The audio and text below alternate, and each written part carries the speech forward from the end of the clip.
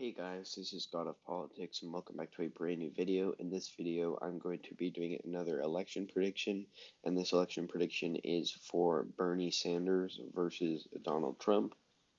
This is my updated election prediction. I did one last December. It is now January 22nd, and we will be doing another election prediction for these two candidates. Bernie Sanders would have to overcome Joe Biden if he would get the Democratic nomination, but if he does that and becomes the general election nominee, we are going to do the election prediction based off of these two candidates against Donald Trump and Bernie Sanders. So start off by filling off the safe states. All of these states: Arkansas, Louisiana, Mississippi, Alabama, Tennessee, Missouri, Kentucky, West Virginia, Indiana, and South Carolina. That puts Donald Trump in 125 safe electoral votes. Then Bernie Sanders would win, not Washington, I'll put that as a likely, Hawaii, Illinois, New York, Vermont, Massachusetts, Rhode Island, Connecticut, New Jersey, Delaware, Maryland, D.C., and Maine's first district. That puts Bernie Sanders at 176 electoral votes, safe electoral votes, to Donald Trump's 125 safe electoral votes. And we will start over here from the state of New Hampshire on the East Coast. So on the East Coast here, the state of New Hampshire, I believe, would go lean. I believe that Bernie Sanders would be able to win this state by a larger margin than Hillary, purely because of the fact it borders Vermont. And although it's a bit more traditional of a state than Vermont is, Vermont's one of the bluest states in the country. The state would still go by a lean margin. Maine at large, I believe, would go by a lean margin, with Maine's second going by a lean margin, which would give the Democrats a lean margin of victory in the Maine at large seat. Maine's second district is more Republican overall, although it is represented by a Democratic congressman because of the blue wave here. I believe that when it comes to the presidential race, you'll have a similar result from what Trump got in the 2016 elections. We will hop over to the West Coast here. I believe that Bernie Sanders will win Oregon, likely.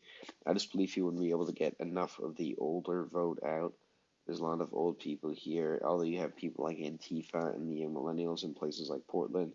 I believe that it just wouldn't go to Bernie Sanders as much because he's further to the left, and he wouldn't get as many votes from that, but he would still win it by a likely margin regardless. I believe that the state of Nevada would be a tilt margin.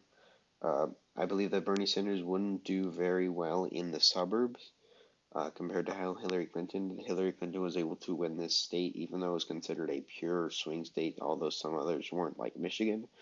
But Bernie Sanders would still win this state, but by less of a margin, probably within 0.5%, one of the last states called of the night, due to the fact that he wouldn't do as well in the suburbs, but he would still win the state at the end of the day. State of Colorado would go likely, the state of New Mexico would go likely. Both of these states are states that would support him a lot. In Colorado, for example, you have a lot of socially liberal people. They've legalized a lot of different things early on. Haven't been legalized at the national level yet. New Mexico is a Democratic state. It has all Democratic congressmen, 2 Democratic senators, a Democratic governor, and they would vote for Bernie Sanders, who would be able to get a lot of the Native American vote out and a lot of the young vote out in both these places, especially Colorado. And that would give Bernie Sanders likely victories in both of these states. From the state of Arizona, I believe that it would go lean to Donald Trump. If you look at the 2018 Senate elections, the Republicans lost this seat by 2.5%, but that was with a very moderate Democrat. If you look at results before that, for example, with Obama, Obama never did very well, especially in 2012. I think he lost it by about 8 points. The Senate elections before, even when people who weren't as popular in the state, like Jeff Flake, won it by 6-7% larger margins, Kirsten Sinema was able to win this state by running as a moderate, and they might win the Senate election here with Mark Kelly running as a more of a moderate. But I believe when it comes to the presidential election, if you have Bernie Sanders running, who is further to the left, he wouldn't be able to garner enough of the trend vote in Maricopa County to be able to flip the state toward the blue column, and it would stay at a lean margin similar to what it was in the 2016 election with Hillary Clinton. The state of Texas, I believe, would go by a likely margin. This is not Bernie territory.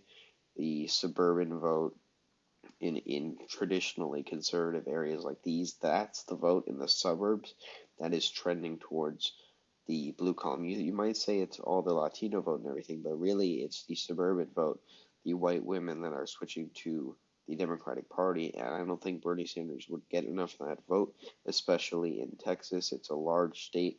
I don't believe he would bother campaigning there enough to be able to flip the state anyway. But even if he did, I believe that he wouldn't be able to garner enough votes from this state. The state of Florida, I believe, would go by a lean margin.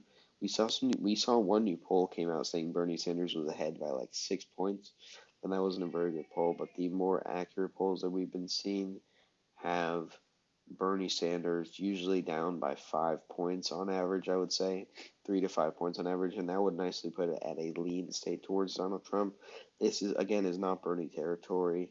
The Latino vote probably wouldn't come out to turn out for him. People from Cuba and places like that who have seen places that are socialist, what it's like, they probably wouldn't like Bernie Sanders because of that. And for that reason, along with many other reasons, he wouldn't be able to get votes on the Panhandle. And it is going to probably go for an incumbent in this race. It hasn't gone against the incumbent since 1924. That reason, it will go by lean margin. The state of Georgia will also go by a lean margin, lean margin. You could argue that this state goes by a likely margin, but the trends are just really heavy here in the suburbs of Atlanta that are trending them heavily towards the blue column. And I think regardless of the candidate, it is going to be a closer election here. We saw that in the 2018 midterms where the Democrats were almost able to win. Although it was a wave year, they were almost able to win. And I think that it won't go to the blue column yet, but it'll definitely be closer. And Bernie Sanders will be able to turn out enough of the young vote and the black vote to get him support. From the state of North Carolina, it will go by a lean margin towards Donald Trump. He won the state by 5 in 2016, and obviously we have a Senate election there and everything, and it is a more red state than it used to be when it went to Obama in 2008. And there's not much to say about this. Bernie probably wouldn't campaign too much here because there isn't much case for it, unless they were able to win the Senate election. But for that reason, it would go by a lean margin. The state of Virginia, I believe, will go by a tilt margin. Some new polls have come out that actually showed that Biden is the only candidate beating Bernie Sanders in Virginia right now. And that within the margin of error, it could go up to a huge lead.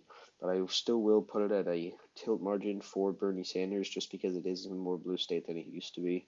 And although Bernie Sanders is anti-establishment, you have a lot of establishment people in Virginia, they're Republican Democrats. The state would still go towards the Democrats. Going over here, Nebraska second would go likely, I think. It would just trend more red. Same thing with the state of Iowa and Ohio. They would both be likely red states. You see, Donald Trump won Iowa by 10 points. He also won Ohio by 9 points, almost 10 points, I think. And they would almost put it at a safe margin, would put Iowa at a safe margin. I know that was partially because Hillary Clinton was very unpopular here, but if you look at Bernie Sanders, almost all of his support is concentrated in the young millennials. The young millennials will adamantly support him. The Bernie Bros will adamantly support him. But once you get out of that to working middle-aged people, they don't support him in the same way. That's where they support someone like Biden, or they support someone more moderate like Amy Klobuchar. That's not where they support Bernie Sanders. And it may seem like on YouTube that Bernie Sanders would be able to win the general election in a landslide. That's because there's so many young people on YouTube and Reddit and everything. When you get to the real states, the real part of the country, Bernie Sanders would not be able to win these states. He wouldn't be able to get enough support amongst the older generation. But the state of Minnesota, though, he would win it by a tilt margin, a similar margin to what Hillary Clinton won it by. This state just isn't a red state, and it hasn't been a red state for a very long time. And I don't think if it didn't go red in 2016, I don't see any reason for it to go red now. Going over to these three Rust Belt states, the three Rust Belt states that will decide it. I believe Wisconsin will go lean, Michigan will go tilt, and Pennsylvania will go lean. The reason Michigan going tilt is because it's just the most blue state out of all. You see Wisconsin voted in a moderate Democratic governor by only 2% in a wave year. That means that even though Donald Trump's approval ratings aren't great, they're around 43% in all three of these states. That's enough to win. That's similar. That's better than what Obama's was at this stage in the campaign. And I know there's a lot of other factors, but if you have Bernie Sanders, who's the candidate who doesn't have any support amongst the older generation and has little support amongst other races, he's not going to be able to get the vote. I know you might disagree with me on this. I know you'll probably dislike the video, but Bernie Sanders will not be able to win the Rust Belt states. He just will not be able to get enough votes other than the millennials. But a lot of people say this is a turnout election. No, it is not. It is you're going to have to be able to get back the Trump voters who voted for Obama. And I do not believe that you can do that with Bernie Sanders, who is too far to the left to decently attract voters from the Rust Belt, especially if the economy is going well. Why would you want to completely change the economy like Bernie Sanders wants to do? So I think for that reason, all three of these Rust Belt states, plus more of these Rust Belt states, would all go to Republicans, which would put Donald Trump at 306 electoral votes and Bernie Sanders at 232 electoral votes. Obviously, Bernie Sanders has a clear path to victory. He just wins the Rust Belt states. But Donald Trump also has a path to victory where he could expand his margin, winning in Nevada, Minnesota, New Hampshire, maybe even Virginia. But as it stands now, I believe this would be the map. Donald Trump at 306 electoral votes to Bernie Sanders at 232. This would be the exact same map as 2016, but I believe that that is warranted. And before you dislike the video, look at my reasons. I just don't believe Bernie Sanders can get enough vote from other than his base, as Trump did in 2016. But yeah, I hope you all enjoyed this video. Please like and subscribe as always, and I'll see you guys later.